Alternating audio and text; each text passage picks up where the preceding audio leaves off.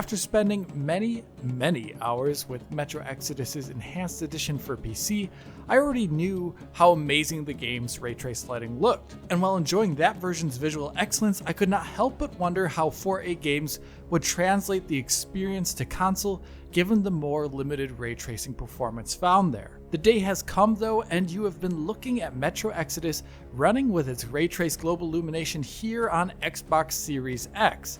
So how is this PC ray tracing juggernaut faring on console? In today's video on Digital Foundry, I'm going to answer that question by detailing the console version of Metro Exodus's Enhanced Edition on the Xbox Series consoles, which I have access to at the moment. I will show off what Ray Trace Global Illumination does for the visuals by comparing the Series X version of the game to the Xbox One X version. I will also explore how this was achieved with a short comparison to the PC version. Second to last, I will demonstrate how the lowest end current gen version on console looks with the Xbox Series S, and then round out the video conclusively with some discussion of the performance that I have measured on both series consoles. Quite a bit to talk about here, but you know what they say, time flies when you're having fun.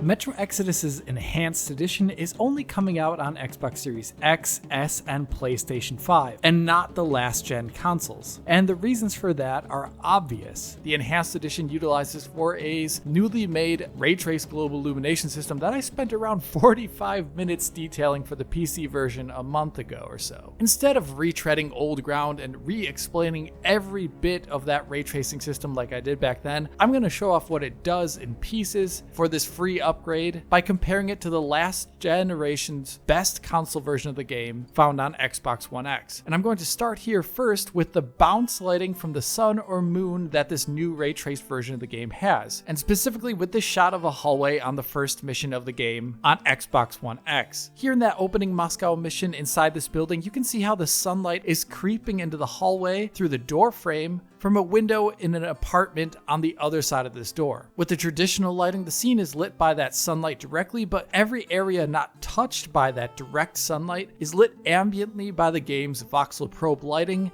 and screen space ambient occlusion. Now this adds some ambient color to the shadows here, which then take on a grayish hue, and the appearance of shadows is added on top of that with SSAO. Now let's go over to the Xbox Series X. You'll immediately notice how the shadows are now much darker, as the shadowed regions are now not uniformly lit, but light is coming from a specific direction, namely from that sunlight hitting the floor. Here that sunlight hitting the floor is bouncing light locally around the scene, creating some rather amazing small shadows from the bricks on the ground here, as well as giving the wall opposite the door and the door frame here on the left hand side of the image an orange glow that adheres to the shape of the door frame and the rectangular patch of sunlight hitting the floor. I think this is a transformational difference here, which adds a lot to the shadows and the definition and the contrast in comparison to the original game's lighting, which is gray and uniform in comparison. The bounce lighting from the sun hitting objects alters many of the game's scenes in such a dramatic fashion, where the light from the sun scatters across an environment, basking it in orange, yellow, or whitish glows depending upon the time of the day. Like here in this scene, where you can see in the Xbox One X version without ray trace bounce lighting, how most shadows away from the sun are just filled with an ambient grayish color with no directionality of lighting. On Xbox Series X, that orange yellow light from the sun hitting the door here and the area outside of that door frame scatters across the environment, creating some really amazing shadows behind the door itself, like you can see here, as well as on the brick door frame. You can also see some great directional bounce lighting outside on the pots in the foreground of the frame here. This bounce lighting from the sun is just one aspect of global illumination though. Another aspect of GI in this Enhanced Edition is properly simulated sky lighting through that same GI technique, where the sky itself irradiates light, lighting the scene and ground below it, and also adding in shadows in those regions where the sky cannot be seen. Let's go back to that Xbox One X. Here in this scene in Silantius' church, the sun is off screen to the left actually, behind the church. So this overhang here is not at all being touched directly by sunlight. So once again, the voxel probe lighting, SSAO, and even hand-placed artist lights would drive the indirect lighting in the scene. This leaves it with an ambient grayish color for most areas of the image with some slight shadowing due to SSAO. It looks a bit plain, but Metro Exodus and any other game that has a real-time time of day will see very similar limitations to this. Now let us look at this scene again, but switch over to how it looks on Xbox Series X. This looks so different that my describing it can't really do justice, I think, to how transformative the difference is. Light now from the sky is pouring in through the right-hand side of the image where the overhang has its opening to that big blue sky, and that sky is the only light in view essentially. The sky lighting coming in creates many shadows, like those from the steps leading into this overhang or from the barrels in the far corner here.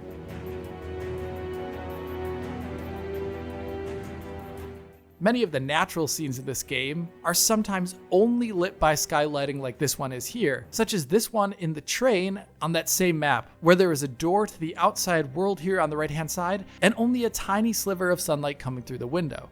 Yet as you can see, this area inside the train is surprisingly well lit, and that's coming primarily from the door opening, where light from the sky is pouring in. This creates a lot of directional lighting from that door frame, and it's really visible on the character model of Tokarev here, where you can see the forward side of his body facing that doorway is lit up, and there are directional shadows behind him, like coming from his feet here, from that sky lighting outside. When this sky lighting combines with that bounce lighting from the sun I talked about earlier, you can get incredible outdoor scenes with very complex lighting and shading, all due to these global illumination effects. Like here as I'm in this crashed plane. As I speed up the playback footage a bit, you can see how the cloud coverage above is extinguishing the sun's shadows periodically. So the plane goes from being lit either just by the sky mostly, or by a combination of the sky and bounce lighting from the sun. So the ceiling of the plane's cabin goes from being mainly dark when lit by the sky to being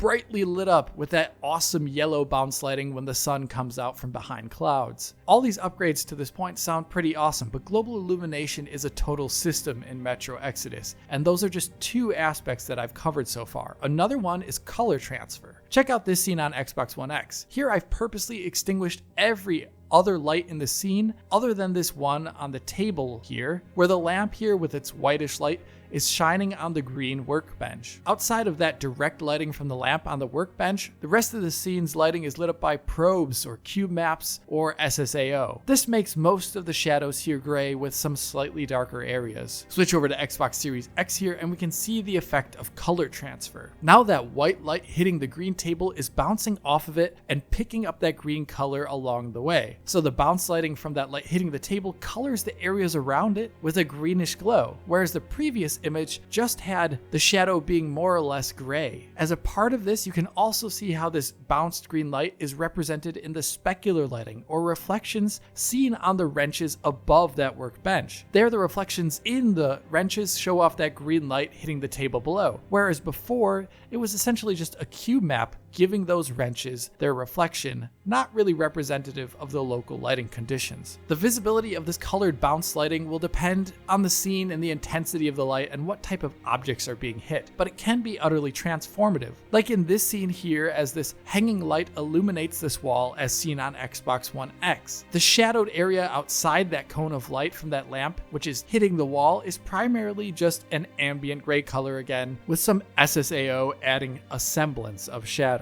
Switch over to Xbox Series X here and the entire tone of the scene is now different, as that yellowish lamp color has combined with the reddish color of the wall it is hitting and reflecting a lot of reddish light into the rest of the scene. This color transference from bounce lighting can happen to any light in the game, both indoor and outdoor, but more often seen in indoor scenes is emissive lighting, which is another part of global illumination. Just like how the giant blue sky above can emit light, which lights up the scene, other bright surfaces can also now emit light in Metro Exodus Enhanced Edition. Take for example this scene here on Xbox One X. As Artyom falls down after this series of explosions to the floor below with Anna, I can freeze the frame here and you can see how there are some very typical billboard flame particles bubbles in the background. These are often used to simulate fire, and they're just 2D textures that do not emit any light. To make it look like light is emitting from them, artists have attached multiple non-shadow casting point lights to them or the area around them. So if you look at the ground here, you can see how there are at least 2 point lights that were placed here that are non-shadow casting, trying to emulate the look of light coming from these flames. Now let's switch over to Xbox Series X. And the difference is rather large once again. Instead of faked point lights placed near these 2D flame sprites,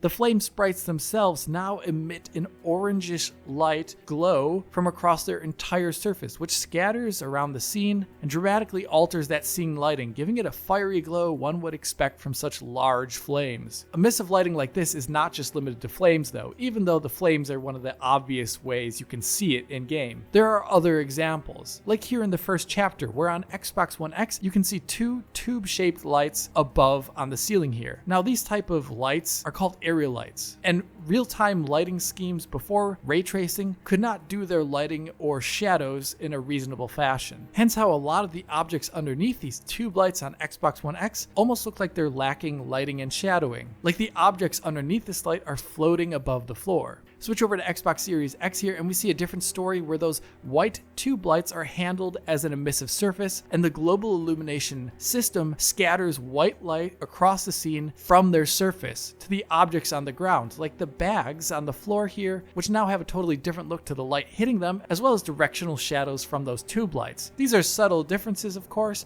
but I really think they help the game's realism. Now, the last aspect of global illumination that I only partially touched on is how reflections are handled now on console due to this global illumination system. So earlier I showed off the scene with the wrenches, where there were dull reflections of the green light from the table in those wrenches, which are now handled through this global illumination system instead of through cube maps. Now these dull reflections are not the same as those that you see in a game like Ratchet and Clank, which are very sharp. In Metro Exodus on console, such mirror-like reflections are still handled with screen space reflections. The difference now in the Enhanced Edition though is that instead of showing cube maps in those areas where screen space reflections fail, the game instead shows those duller reflections generated by the game's global illumination system. This leads to interesting situations like this one, where while looking at this house's reflection here on Xbox One X, we can see on the right-hand side of the image how there's a typical screen space reflection error, where screen space reflections disappear at the screen's edge. When this happens on Xbox One X, the game uses the closest cube map for the reflection instead, which from this camera angle and position shows a cube map where the sky lighting is most easily visible. This causes a weird glow in the areas where SSR does not work. In the Enhanced Edition of Metro Exodus, the fallback for screen space reflection is not cube maps, but instead these very localized, dull reflections generated by the game's global illumination system. So where SSR fails here on Xbox Series X,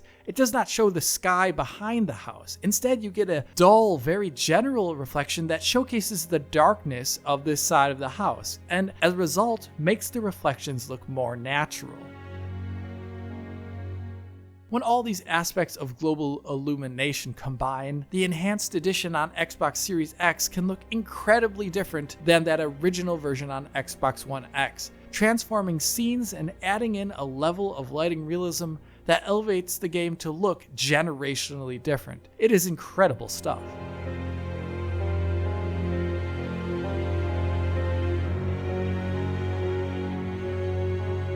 Beyond the global illumination, the Enhanced Edition on consoles like the Series X or PlayStation 5 enhanced performance as well. I'll talk about this more at the end of the video, of course, but I think it's plain as day to see the game's 60 FPS target in side-by-side comparisons here with the original Xbox One X version. Simply put, as someone who's played the game at 60 FPS almost always on PC, this is the way to play the game, and any concerns you might have had about input latency are dramatically reduced as the game's temporal resolution is doubled here in comparison to last gen. While doing this, the Enhanced Edition greatly quickens the game's loading, not to the same degree we have seen in other titles that look to leverage lower level SSD tech in consoles, but still to a noticeable degree. As you can see here, while loading into the first Volga map, the Series X does take some time, around 44 seconds in total here, and being slower than the 10900K PC, yet this 44-second load on Series X is much faster than what players had to endure on last gen consoles, where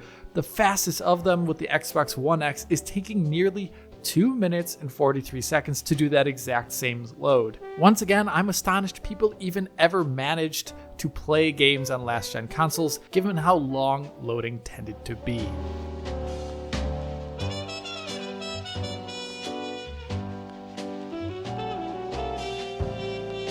So with all these pluses, you have to be wondering, how was it achieved? Global illumination at 60 FPS. What corners were cut or optimizations made to make this possible in the first place? The first optimization to hit 60 FPS with GI on consoles like the Xbox Series X comes with resolution, which I think has been noticeable at times in the side-by-sides I've shown with Xbox One X, which targets 4K at 30 FPS. On Series X, the game targets 4K at 60 FPS with dynamic resolution, where the internal resolution is reconstructed up to 4K with a temporal reconstruction technique based on TAA. The effectiveness of that reconstruction depends, I think, on the real internal image resolution, the amount of motion on screen, or how many transparency effects are on screen. The more of that there is, the less like 4K this game will look. On PC, I found the threshold to be around 1512p or higher, where this reconstruction technique will start looking comparable to 4K at average television distances. Not the same, but comparable. When playing the enhanced edition here on Series X, I found a wide variety of resolutions, from 1728p at its highest all the way down to 1080p. Here I would say that 1728p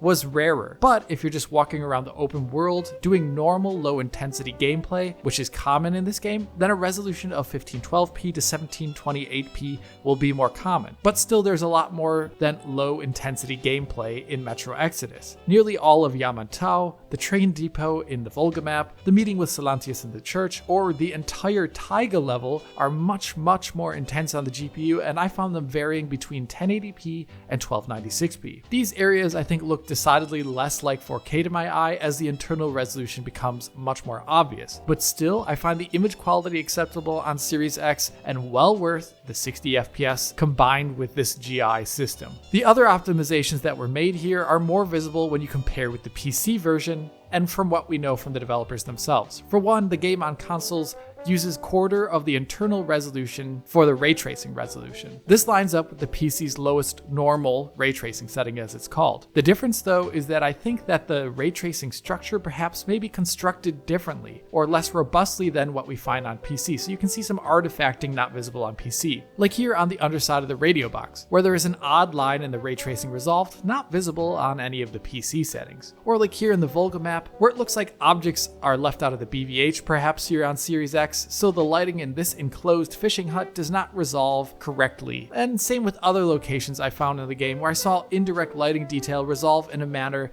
that I thought was lower quality than what you can achieve on PC. Similar to this, the consoles also do not use ray traced reflections like you can turn on PC, like you can see here in the water in this screenshot. Beyond this, another optimization is that hardware geometry tessellation is turned off, which Metro Exodus uses to a very high degree. It adds in tessellation to round out objects like you see here on the turn wheel of this bunker door, making it perfectly round on PC with tessellation on. Or it is used to flesh out the ground with displacement maps for high amounts of geometric detail. Like here, you can see that snow-covered ground here has lots of undulations and divots on PC in comparison. Or these displacement maps are used to add on a lot of extra detail to any of the game's objects, like the handle on the manhole cover here, which has these individual rivets in it. Or here, when we look at this metal wire rope that Artyom is climbing, you can see the individual strings and metal weave of that rope. Similar to tessellation, the console versions also do not use hairworks, which adds in tessellated splines to many of the game's creatures to give them physical fur that moves with physics and the wind. Another optimization that is visible is how the console versions look to use the 4x VRS setting from PC, which degrades transparency shading. This is not always visible, but if you do look at glass, spider webs, or flames, you can see the lower shading resolve there. The other optimizations to the game's settings are a bit trickier to put a finger on. For example, one might think the game is closest to the Ultra settings preset on PC due to it having a match to Ultra for the distance at which shadows from terrain render, where you can see High having a hard cut that is not visible on the console here, but in reality the Xbox Series X and I presume the PlayStation 5 are using a mix of settings. Shadows render out into the distance like on the Ultra setting for terrain, but the resolution for those shadows when you look up close looks to be around either medium or high. Glass on Xbox Series X does not have screen space reflections applied to it, which is something that only happens when you go to the medium setting or lower on PC. Small scattered objects like glass and rocks are rendered close to the camera in a way that is actually equivalent to the game's extreme setting, but the render distance and shadows for this density is closer to the high setting or lower. Object LOD, well, that actually looks to be around high as well. So really you will not be able to match the console settings on PC. It's a mix of medium, high, ultra, and even one aspect of the extreme setting, all mixed in this manner I presume to get the greatest subjective visual wins while maintaining a high level of performance.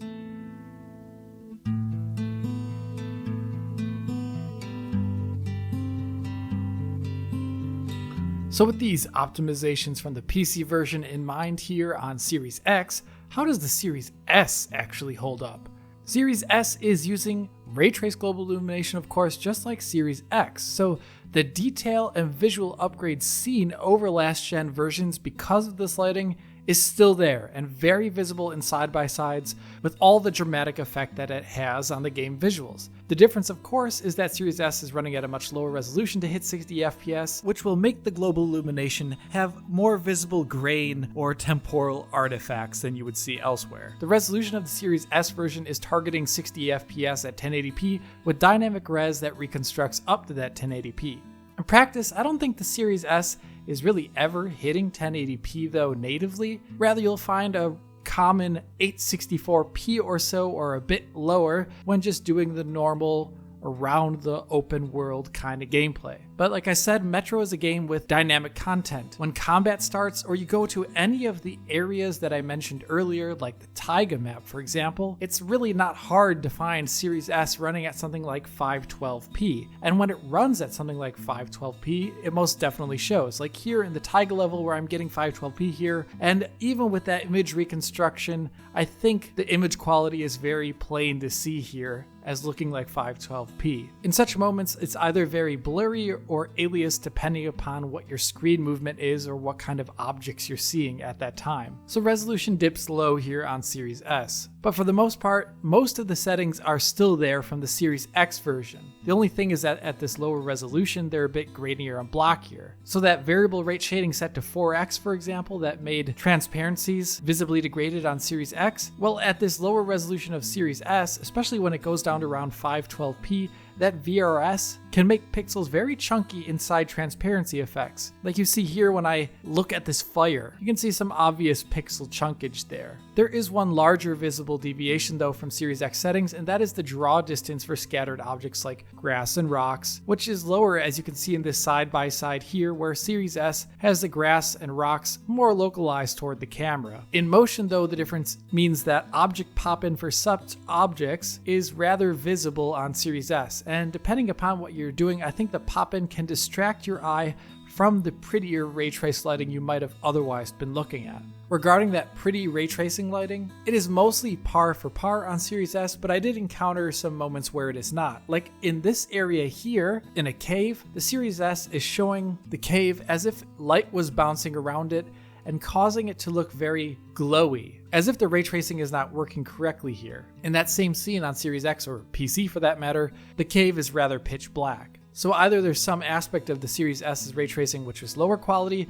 or this is a bug. All in all, Series S definitely has some compromises that are visible, but given the GPU that the Series S has, they make a lot of sense considering the goal is to hit 60 FPS with ray trace global illumination on. But in spite of all these quality compromises, I still think the Series S version, when it looks its best at its higher resolution moments, is rather attractive in its own right. It's just not always sharp.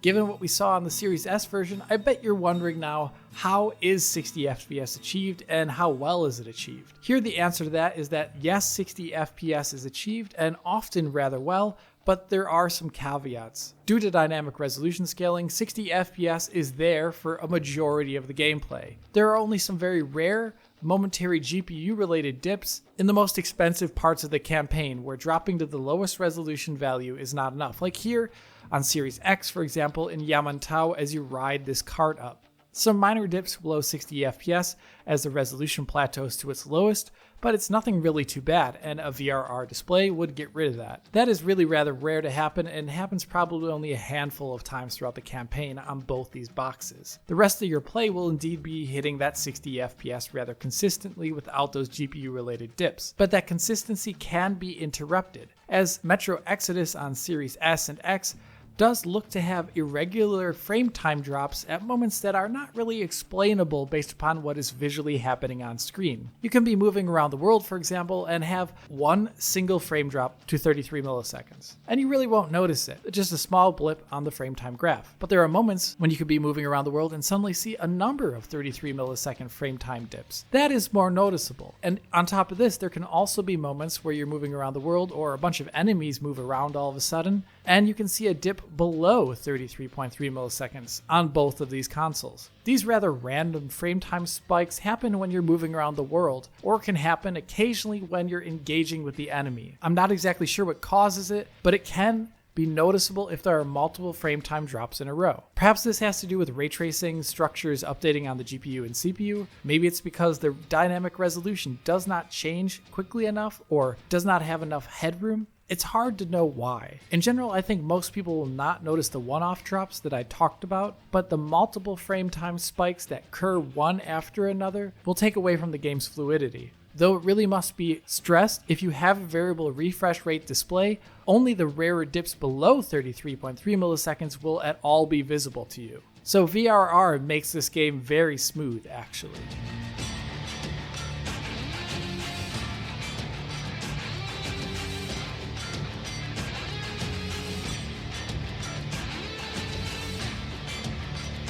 Getting to the end of this video here, I think 4A Games have been very successful in translating this ray tracing behemoth to console here, as I've shown on Series S and X. It looks a heck of a lot better than the last gen version, and even with some optimizations coming from that PC version, the game shines oh so brightly due to the amazing lighting moments that ray traced GI creates. If you asked me in 2019 if ray traced GI would at all be possible at 60 FPS on consoles, I would have laughed and said a very short no.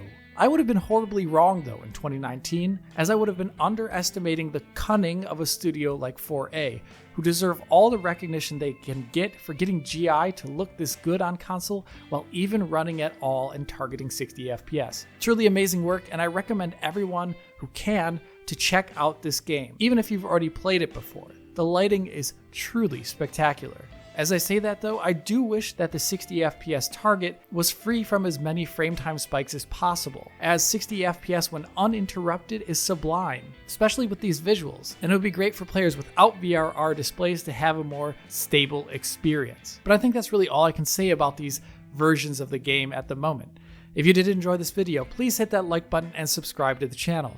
If you're already a subscriber, then hit that little bell in the corner to be informed as soon as Digital Foundry posts a video. If you want to help us out, support DF on Patreon to get this video and years of our work in the highest quality for download. If you want to talk to me about Metro Exodus Enhanced Edition, write a comment below or follow me and Digital Foundry on Twitter. As always, this is Alex, bidding you farewell und auf Wiedersehen.